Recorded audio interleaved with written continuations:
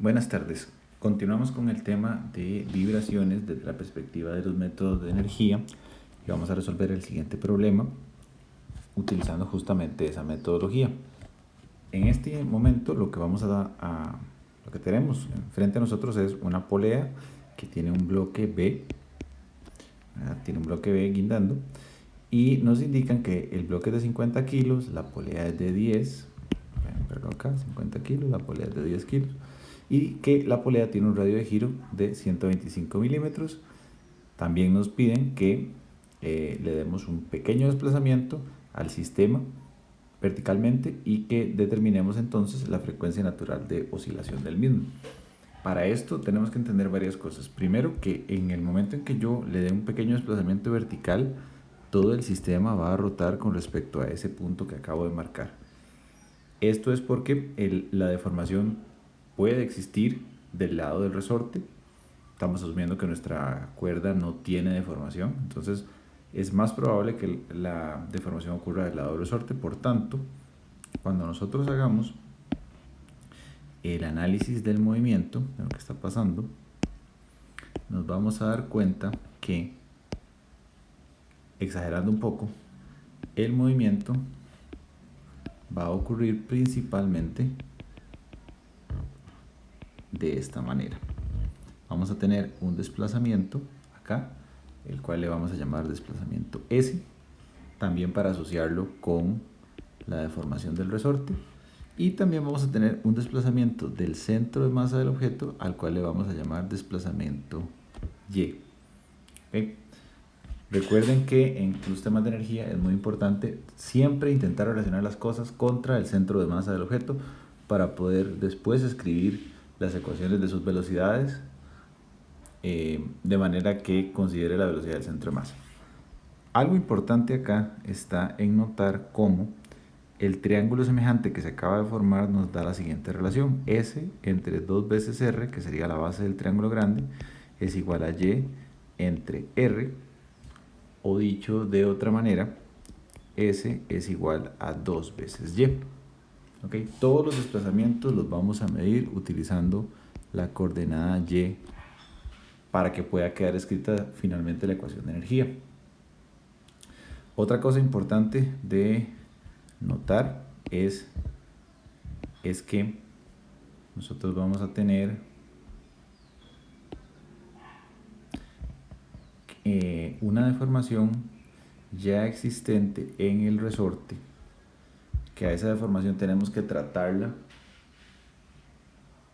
dentro de las ecuaciones de energía. Tenemos primero que cuantificar cuánto es esa deformación ya existente, y para eso vamos a hacer un análisis estático, porque ese resorte está ya cargado.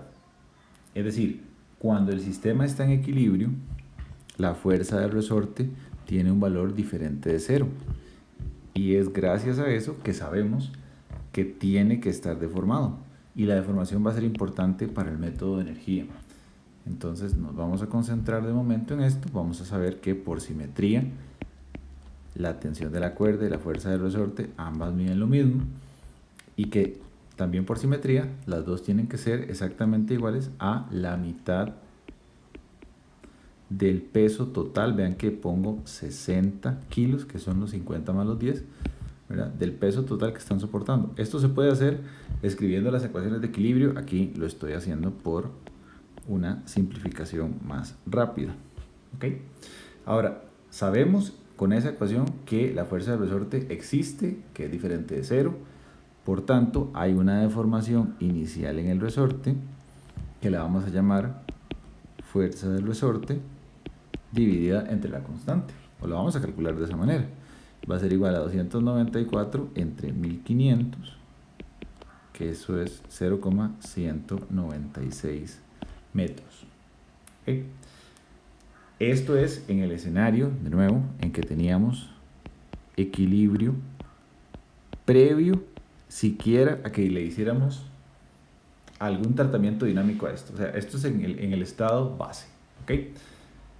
Eso también implica entonces que cuando le metamos deformación, Cuando le metamos la deformación final al resorte producto de la pequeña perturbación que el enunciado dice que tenemos que aplicar, vamos a tener que esa deformación final del resorte va a ser igual a la inicial más la que nosotros le indujimos al sistema, que es la S que habíamos dibujado en el diagrama anterior.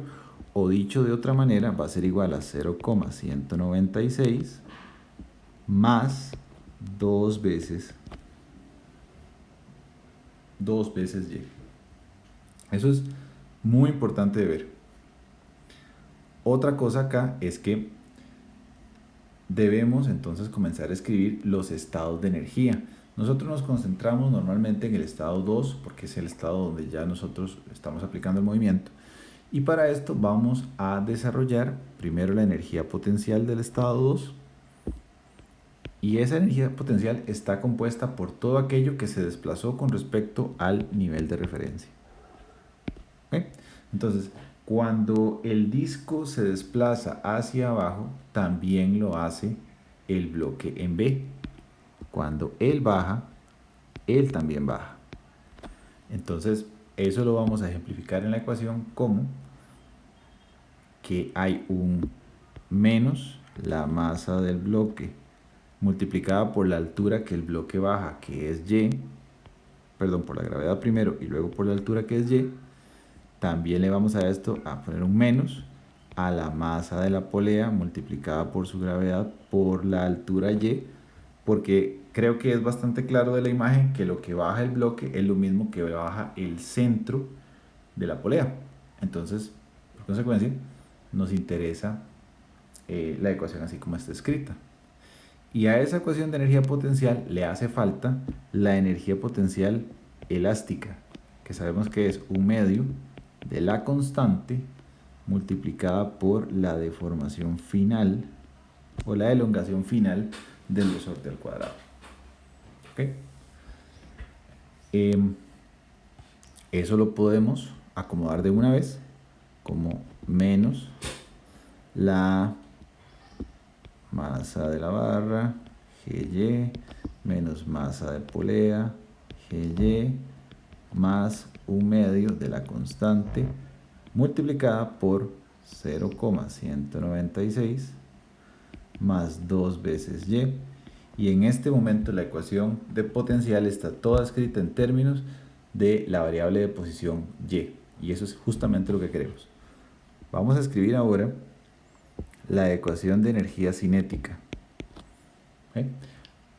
De la misma manera en que teníamos que tener cuidado de que tomáramos en cuenta la energía potencial de todos, aquí tenemos que tomar la energía cinética de todos.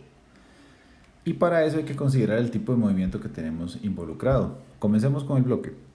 El bloque se desplaza hacia abajo, ¿verdad? Y por tanto lo hace en un movimiento traslacional.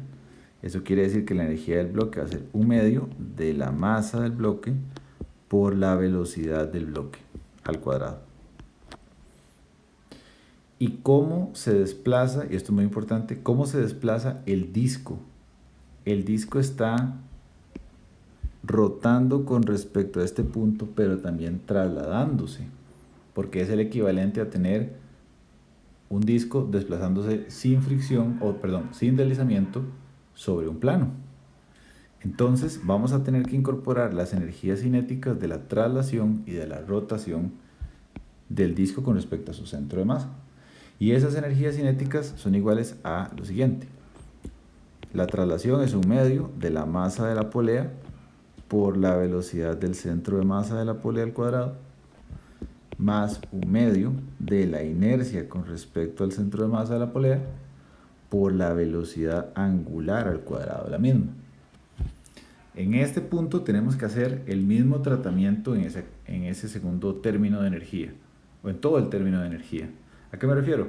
Necesito escribirla en términos de una única variable. ¿Okay?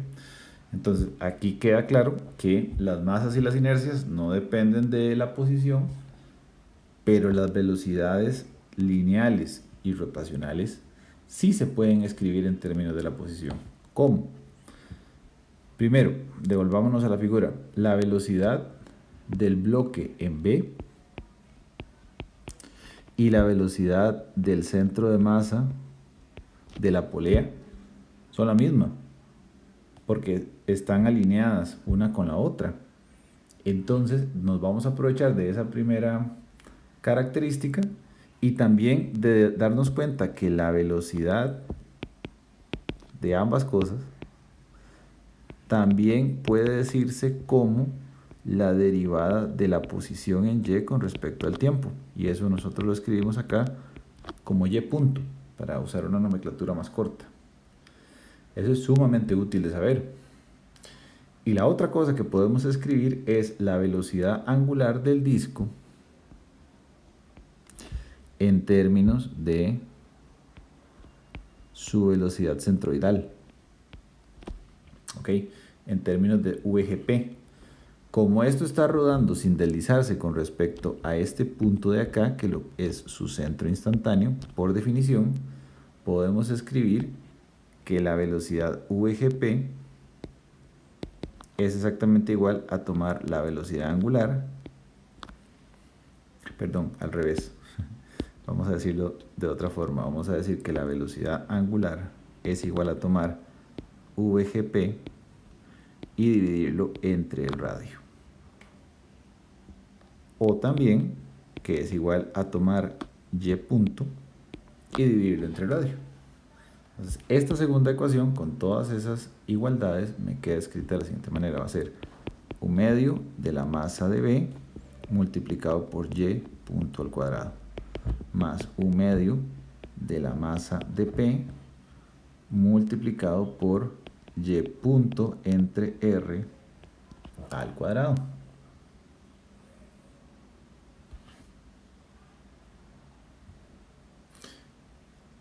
Sí, aquí voy bien. No, esto no va dividido entre R, este simplemente es y punto, disculpen.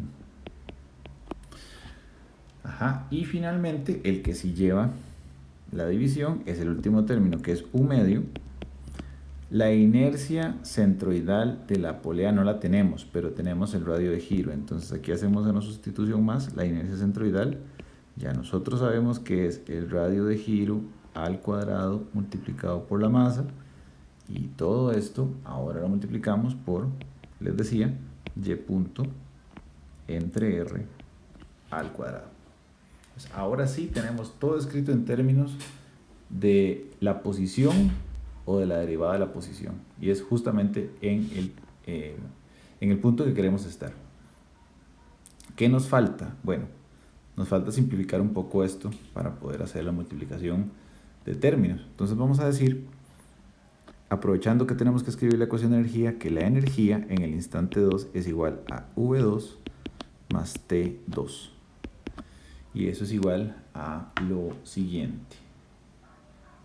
Eso es igual a u medio de la masa del bloque, que era 10 kilos, por y punto al cuadrado más, no, el bloque pesaba 50 kilos. ¿Ok? 50 más u medio de la masa del bloque multiplicado por y punto al cuadrado, masa de la polea, perdón. Ajá.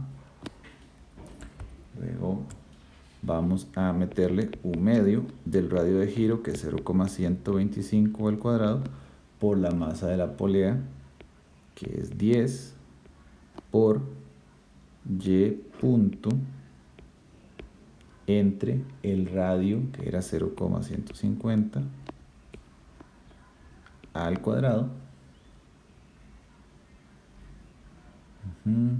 Permítame revisar los términos. Sí, estamos bien. Y a esto le tenemos que sumar la energía potencial, que es igual a menos, perdón, es igual a menos la masa del bloque, que es 50 por 9,81 multiplicado por y. Es más, podríamos de una vez hacer la suma neta, eso es menos 60, porque estoy hablando de los términos de masa de bloque y masa de polea. Entonces, para simplificar un poquito más, y a eso le sumamos un medio de la constante del resorte, que es 1500. Esto es 1500 por lo que está dentro de ese paréntesis al cuadrado, que es pues una fórmula notable. Entonces vamos a desarrollar esa fórmula notable de una vez. Va a quedarme como 4y cuadrado más 0,784y más 0,03842. Listo, eso sería ese término de ahí. Y me está faltando, a ver, tendríamos la energía, 589. Tenemos toda la energía cinética y tenemos toda la energía potencial. Sí, estamos bien. Entonces, ahora, simplificando esto, nos va a quedar una ecuación de energía como la siguiente. Ya vamos a hacer la simplificación completa. Nos va a quedar una ecuación de energía igual a 33,47 y punto al cuadrado más 3000 y cuadrado más 28,82. Esa es mi ecuación de energía. Ahora, yo a esto le voy a aplicar, según la recomendación del libro, la derivada. Porque cuando yo derive, ya puedo irme aproximando a la ecuación estándar de vibraciones, que es la que quiero obtener. Entonces, cuando yo derivo la ecuación de energía, voy a tener que 0 es igual a 2 veces 33,47 por y punto por y doble punto, porque ahí entra la regla de la cadena. Esto es la derivada del argumento externo por el interno derivado. Perdón, la derivada del argumento externo con el argumento interno sin derivar por la derivada de lo interno, es lo que acabo de escribir ahí. Luego le sumamos 6000 y por y punto más 0. Simplificando un poquito más, nos va a quedar que 66,94 más, por y doble punto más 6000 y, todo esto multiplicado por el factor común y punto es igual a 0. Y aquí la decisión siempre es la misma. Aquí existen dos opciones: o que esto sea 0 o que este señor sea 0. Y nosotros sabemos que la velocidad angular, la velocidad lineal, perdón, que es esta, rara vez es 0. Entonces nos vamos a ir con esta primera opción. Rara vez porque el sistema se está moviendo.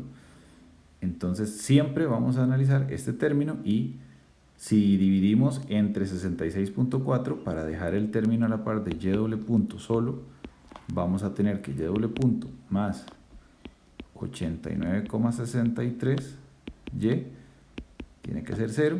Por tanto, la frecuencia natural al cuadrado es igual a 89,63 y simplificada, como la raíz cuadrada de la frecuencia que tenemos, sería 9,47 radianes por segundo, y esta es la respuesta oficial del ejercicio.